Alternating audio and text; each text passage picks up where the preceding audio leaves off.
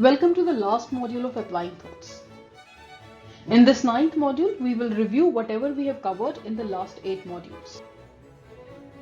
So in this module, we'll put it all together, go through the summary, and there is an evaluation form given at the end, which I will request you to fill because it will help you also to get a clarity on what and how much have you taken from this workshop, and it will help us also to understand what can be done better.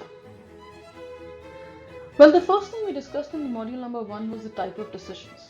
There are 4 types of decisions that usually managers have to take. One is operational versus strategic, proactive versus reactive, problem solving versus opportunity development, urgent or critical versus simmering.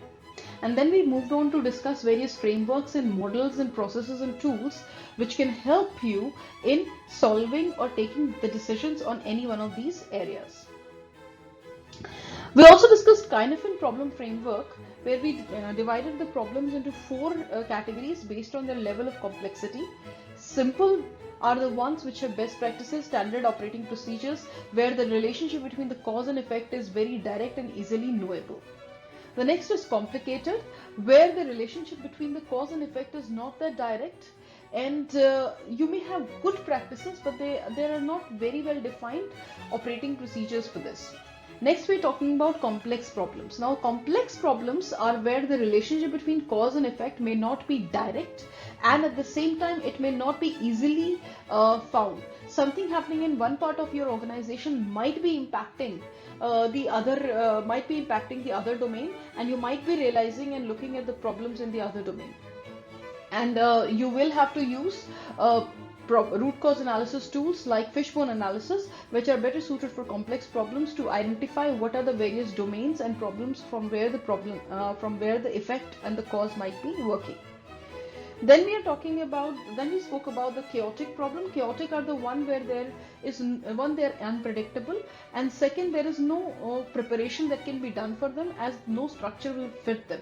The very nature of chaotic problems is something where we are totally taken by surprise and are totally unawares of exactly how to handle this situation.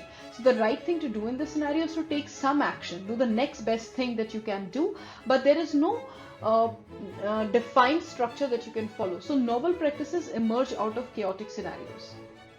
Crisis management falls into this category.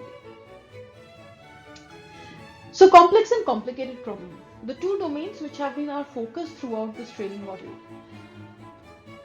This thing that you have to keep in mind is complex and complicated are the realm of good management. This is most of the time that the managers spend trying to solve the problems.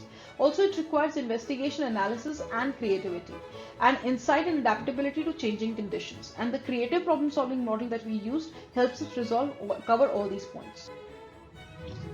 So the 4 steps of creative problem solving around which this entire module has been designed include clarifying the problem, where we divided into 2 parts of problem definition and root cause analysis, moved on to generating ideas through brainstorming, and then developing solutions as the 3rd step, where we used evaluation matrix and point system, and finally the plan for action. Now, some points to remember. Problem solving and decision making requires a conscious, creative, and structured approach. Now, while all these processes are there, but it's by regularly practicing and following them that these will actually start yielding result. Take sufficient time to define the real problem.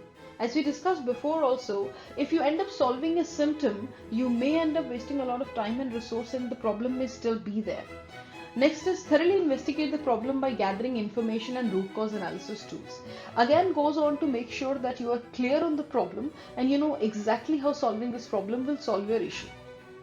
Define the criteria on which you will evaluate the options. So decision criteria is extremely important, and it should be very clearly decided and weighed for each of the components so that it can become as risk contained curtailed for the manager as possible. Keep in mind the scope, level of complexity, risk, and complexity of the problem. Create an action plan outlining what needs to be done by whom and where. So, tips for implementing. Practice with different levels of complexity in lower risk situations. Observe others. Work with a mentor on higher risk problems. So these are some of the things for the people who may be making these complex decisions for the first time, or maybe very new into these complex decisions. Please understand that this is something which will come with practice. So practice with different levels of complexity. Start with the easier complexity or something which is in your domain. You remember the 3 questions. For every creative problem solving, you need to know, why am I solving it?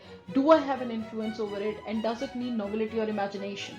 So you need to first pick up those issues which will be low risk situations, and also observe how others are handling complicated and complex scenarios. And having a mentor, especially for high risk problems, always helps, because you can use their experience and learn from them. So we have reached the end of this week-long journey that we started on learning how to apply thoughts in problem solving and decision making. So in the last exercise, I'll take you through some of the last things that you will have to submit for the completion of this course. The first thing is review the modules at any time.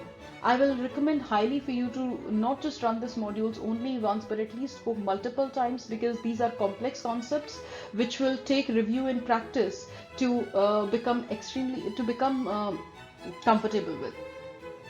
Next is submission of a self-evaluation form. The link for the self-evaluation form will be given at the bottom of the video. So please click on that link and submit that form. It's a basic form which will help you analyze how much of the objectives of this training you have successfully achieved, and it will also help me understand what can be done better. Also, you will have to submit your real-life problem-solving report in the MS Excel sheet that will be shared with you along with the handbook and the module-wise exercise document. And once you submit that, once you create that, submit it on strategichr@zoho.com by 10 PM on 22nd June.